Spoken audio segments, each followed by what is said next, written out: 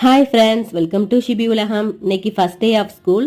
நாங்கள் இன்னைக்கு காலையில் தான் ஊர்லேருந்து வந்திருக்கோம். ஸோ குட்டீஸ் கொஞ்சம் டயர்டாக தான் இருக்காங்க. சிஜு குட்டிக்கு வேற த்ரோட் பெயினாக இருக்குது. ஸோ நான் அவனுக்கு ஃபஸ்ட்டு வந்து சால்ட் வாட்டர் போட்டு கார்கிள் பண்ண வச்சுட்டு நிறையவே டைம் இருந்துச்சு. அதனால பார்சல் எல்லாம் பிரித்து பார்த்துட்டு இருந்தோம். ஃபர்ஸ்ட் டே ஆஃப் ஸ்கூல் எப்படி இருக்கு பாப்பு?